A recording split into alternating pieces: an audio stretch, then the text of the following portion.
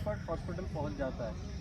लेकिन जो किडनी की बीमारी है वो साइलेंटली चलती रहती है बैकग्राउंड में, और जब बहुत एडवांस होती है तो सिम्टम्स आते हैं, तो साइलेंट किलर होती है। तो इसीलिए जो किडनी की बीमारी है बहुत लेट पकड़ी जाती है, और तभी आप इसके बारे में सुनते हैं कि डायलिसिस और ट्रांसप्लांट के अलावा कोई उपचार नहीं है। लेकिन ऐसा ये गलत है, अर्ली डिजीज़ में बहुत अच्छा उपचार है। तो पहले तो बताएं कि किडनी काम क्या करती है। आप सब जानते हैं कि हम खाना खाते हैं, पानी पीते हैं, तो जो एक्सेस वाटर होता है, जो खाने में जो टॉक्सिन्स बनते हैं, जो लिवर में टॉक्सिन्स बनते हैं, उसको किडनी निकालती है। इसलिए अगर किडनी डैमेज होगी तो ये टॉक्सिन्स ब्लड में बिल्डअप करेंगे, और ये जो बाकी ऑर्गन्स हैं, हेल्दी ऑर्गन्स हैं, उनको डैमेज करती है। और जिसमें नंबर 1 पे आता है हार्ट।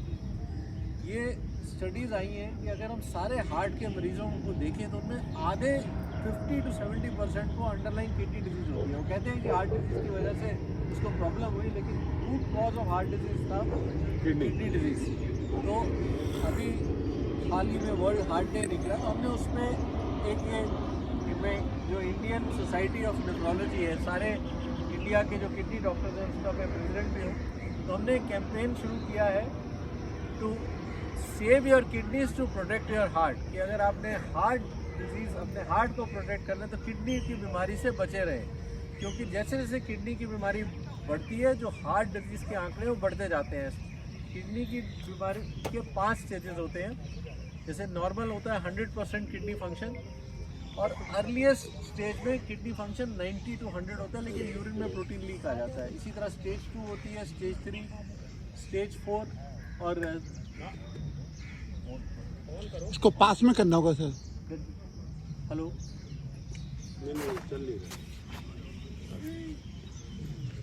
पावर तो है, रात को तो पावर बढ़ेगी। हेलो ठीक, थैंक यू, धन्यवाद। तो किडनी की बीमारी के 5 स्टेजेस होते हैं। और पास लीजिए। फर्स्ट स्टेज में होता है किडनी फंक्शन 100 से 90% आता है, लेकिन यूरिन में प्रोटीन लीकेज आ जाता है। सेकेंड स्टेज में 90 से 60% आता है। थर्ड स्टेज में 60 से 30%। फोर्थ स्टेज में 30 से 15, और फिफ्थ स्टेज यानी एंड स्टेज जिसे बोलते हैं किडनी फेलियर वाली स्टेज होती है, 15% पे आ जाता है। तो जितने हमारे रूटीन यूरिया क्रिएटिनिन के टेस्ट हैं वो तब किडनी की बीमारी को पकड़ते हैं जब वो स्टेज 3 के करीब पहुँचे। अर्ली स्टेजेस में किडनी को डिटेक्ट करना एक चैलेंज रहता है, और इसी के बारे में हमें ज़्यादा जागरूकता करनी है। और अभी कोई मेरे से सज्जन पूछ रहे थे कि कोई एक सिंपल टेस्ट बता दें कि जिससे किडनी की बीमारी अर्ली स्टेज में पकड़ी जाए। तो 2 टेस्ट हैं। एक तो है यूरिन का टेस्ट, यूरिन में प्रोटीन लीकेज का टेस्ट, माइक्रोएल्ब्यूरिया बोला जाता है। और दूसरा है EGFR, परसेंटेज किडनी फंक्शन। वो एक ब्लड टेस्ट से पता चलता है। सीरम क्रिएटिनिन के बेसिस पे EGFR कैलकुलेट होता है और बताया जाता है। अगर आप साधारण लैब से कराएंगे, सिर्फ सीरम क्रिएटिनिन कराएंगे, तो वो अपने आप में सेंसिटिव नहीं है। तो सीरम क्रिएटिनिन के बेस पे परसेंटेज किडनी फंक्शन और एक माइक्रोएल्ब्यूरिया। तो अभी हमने इंडियन सोसाइटी ऑफ नेफ्रोलॉजी ने ऑल ओवर इंडिया हमने कुछ एक स्टडी लॉन्च करी है, जिसमें हम देख रहे हैं कि कितने लोगों को किडनी की बीमारी है जनरल पॉपुलेशन में। तो जो आंकड़े सामने आ रहे हैं वो हम लोगों ने लगभग 1.5 लाख लोग स्क्रीन किए हैं all over India in tyre 1 tyre 2 cities, जिसमें 1100 डॉक्टर्स इन्वॉल्व हैं। तो 30% लोगों को हल्की different stages of kidney disease है, और इनको पता नहीं था, क्योंकि हम लोगों ने बड़े सेंसिटिव मार्कर जैसे मैंने बताए हैं ये यूज़ किए हैं। तो यानी अगर हम इस पार्क में 100 लोगों को इकट्ठा कर लें और उन सब के टेस्ट कराने शुरू करें, तो 30 लोग ऐसे निकलेंगे जिनकी किडनी की बीमारी शुरुआत हो गई है। और जैसे मैंने बताया, क्योंकि ये साइलेंट किलर रहता है, ये सिम्टम्स नहीं देता। तो अगर हमने अर्ली स्टेज में किडनी की बीमारी को पकड़ना है तो हमने ये टेस्ट कराने हैं। That is the only way. और एक एनुअल हेल्थ चेकअप की हमें आदत बनानी चाहिए, क्योंकि किडनी ही नहीं सारे ऑर्गन्स इम्पॉर्टेंट हैं। तो साल में एक बार हमें एनुअल हेल्थ चेकअप कराएं, जिसमें सारी बीमारियां स्क्रीन हो जाएं। और ये एक छोटी सी इन्वेस्टमेंट होती है, लेकिन हम गाड़ी की भी तो सर्विसिंग कराते हैं अपनी। हम गाड़ी पे तो बहुत ध्यान देते हैं कि कोई लोग 3 महीने 6 महीने या साल में तो हर कोई गाड़ी को जल्दी क्यों ब्रेक डाउन हो जाता है। लेकिन हम ये नहीं रियलाइज़ करते कि अगर गाड़ी के करा रहे हैं उससे पहले अगर अपनी नहीं कराएंगे तो हमारा भी तो किसी न किसी दिन ब्रेक डाउन हो जाएगा। तो अब ये बात कि क्यों किडनी की बीमारी बढ़ रही है। जो टॉप 3 कॉजेज़ हैं किडनी डैमेज के, नंबर 1 पे आता है डायबिटीज़, नंबर 2 पे आता है ग्लोमेरुलोनेफ्राइटिस, ये फिल्टर्स के इन्फ्लेमेशन है, लेकिन नंबर 3 पे आता है हाई ब्लड प्रेशर।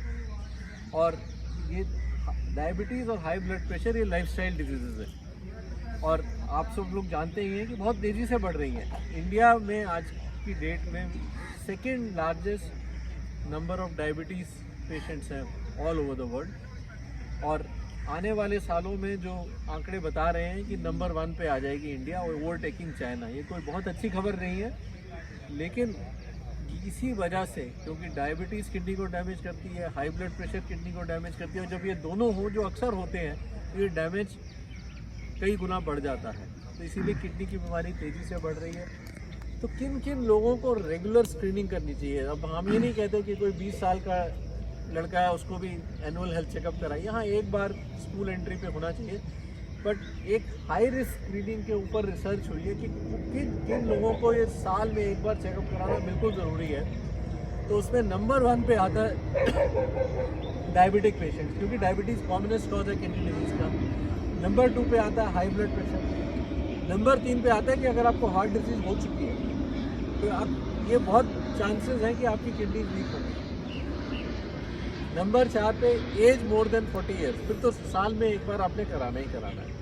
नंबर 5 पे आता है कि अगर आपकी फैमिली में किडनी डिजीज़ रह चुकी है, क्योंकि अभी पूरी रिसर्च नहीं हुई है लेकिन कई फैमिलीज में हमने देखा है किडनी डिजीज़ ज़्यादा होती है। एक तो है तो उनकी फैमिली में चली आ रही है, कुछ जीन्स जेनेटिक स्टडीज़ अभी पूरी तरह आई नहीं है, लेकिन हाँ अगर फैमिली में किडनी डिजीज़ है तो चौकन्ने रहिए, अपने आप की स्क्रीनिंग करिए। तो ये 5 कैटेगरीज हैं जो आपको स्क्रीनिंग करनी चाहिए और बहुत ही सिंपल टेस्ट हैं। जैसे मैंने बताया हम लोग कम्युनिटी स्क्रीनिंग कर रहे हैं और ये दोनों टेस्ट अगर आप मिला भी लीजिए तो आई थिंक 100, 150, 200 रुपीज़ में हो जाते हैं। तो ये और अर्ली स्टेज में अगर हम प्रोटीन लीकेज की स्टेज पे किडनी की बीमारी को पकड़ लें, जिससे में हम जो स्टेज 1 है या स्टेज 2 है, तो हमारे पास आज की डेट में बहुत अच्छी ट्रीटमेंट्स हैं जो प्रोटीन लीकेज कम कर सकती है, बंद भी कर सकती है। एक मुझे अभी ध्यान आया, हमने आज से 10 साल पहले एक स्टडी की थी यहाँ पे फोर्टिस वसंत कुंज में। हमने एनुअल हेल्थ चेकअप के लिए जो लोग आ रहे थे उनके रिकॉर्ड स्क्रीन करिए। वो आए अपने और जा चुके। क्यों आते थे? क्योंकि उनको फ्री हेल्थ चेकअप मिलता था अपनी कंपनी से, एनुअल हेल्थ चेकअप मिला, उन्होंने आए चले गए और अपने घर में शायद बैठे हुए थे। हमने उनके 6 महीने के रिकॉर्ड्स निकाले, 774 लोगों के रिकॉर्ड स्क्रीन किए गए और उसमें 10% लोगों को किडनी की प्रॉब्लम थी और वो जा चुके थे हॉस्पिटल से आए, क्योंकि उन्होंने किसी फिजिशियन से कंसल्टेशन नहीं दी थी। तो ये तो एनुअल हेल्थ। और ज़्यादातर पेशेंट्स को स्टेज 3 किडनी डिजीज़ थी, कुछ को स्टेज 1 और कुछ को स्टेज 2 थी। स्टेज 4 स्टेज 5 नहीं थी क्योंकि उनको सिम्टम्स ही नहीं थे। तो ये एनुअल हेल्थ चेकअप के आंकड़े हैं, तो इसीलिए ये सब चेकअप कराने चाहिए। और एंड में कि prevention is better than cure. आप सब जानते हैं कैसे ये बीमारियों से बचे रहें, तो उसके लिए 7 गोल्डन रूल्स बोलते हैं हम।